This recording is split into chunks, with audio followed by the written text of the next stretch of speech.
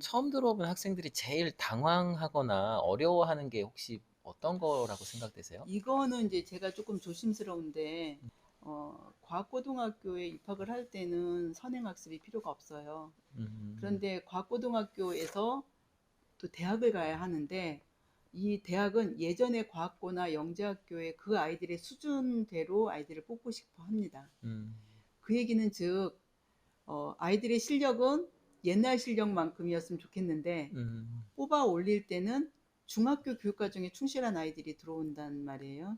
그러면 과학고에서는 어떻게 해야 하냐? 굉장히 열심히 달려야 돼요. 빠르게. 속도가 엄청 빠르죠. 음, 그리고 이제 아이들이 수학을 좋아하는 아이라 할지라도 일주일에 6시간, 8시간이 수학이라면 많이 음, 힘들겠죠. 진도는 또 음, 굉장히 빠를 것이고. 또 과학이 굉장히 실수가 많아요. 음, 1학년 들어오면. 그러면 들어오자마자 과학 실수, 수학 실수가 굉장히 많은데 그것만 하느냐? 국민공통기본교육과정이라서 1학년 때 공통으로 해야 되는 과목이 또 있어요. 음, 뭐 통합사회, 음, 뭐 국어 뭐 이런 거 여러 가지가 있죠. 근데 저는 그거 다 필요하다고 생각하는데 아이들이 공부할 게 너무 많아져요. 갑자기. 음, 음, 애들이 가장 당황하고 어려워하는 게 할 게 너무 많아졌는데 잠은 12시 이후에는 기숙사에 불을 끈다는 거죠.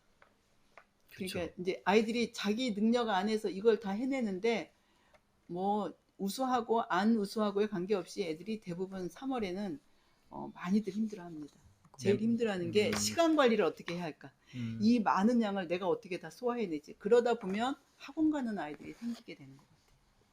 주말에.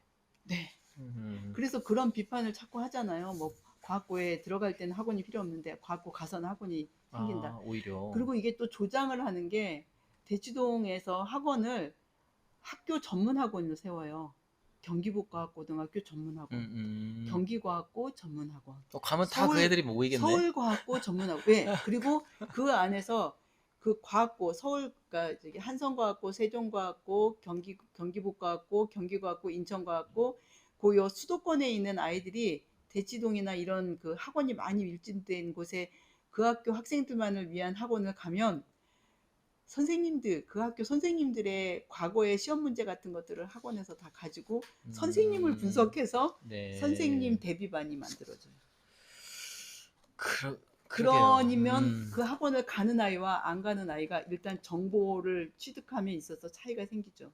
음, 정말 막아보려고 아마 많은 과학고가 노력을 할 거예요. 수도권에 있는 과학고들이 아마 공통된 고민일 건데 어, 이 고등학교를 입학시키는 것까지는 사실 사교육의 영향을 적게 받게 애들을 입학시킬 수가 있어요. 할 수 음, 있어요. 중학교 교육과정 충실한 애들 뽑아 올릴 수 있어요. 근데 대학을 보내려면 어쩔 수 없이 빨리 갈 수밖에 없다. 이게 음, 심화도 심하지만 심화와 그게 속도. 속도가 같이 음, 가야 하다 보니 그 아이들이 이 어마무시한 속도와 양을 다 감당할 수 없어서 학원으로 가는 거를 그냥 둘 수도 없고 가게 할 수도 없고 막을 수도 없고 이게 아마 수도권에 있는 과학고등의 가장 큰 고민인가 싶어요. 음, 그래서 이제 서울에 있는 과학고들은 대부분 그래도 뭐 부모들이 원하니까 보내지만 이제 저 경기도나 인천에 있는 과학고 영재학교는 가급적이면 학교에서 공부하게 하고 주중에는 학원을 안 보내거든요.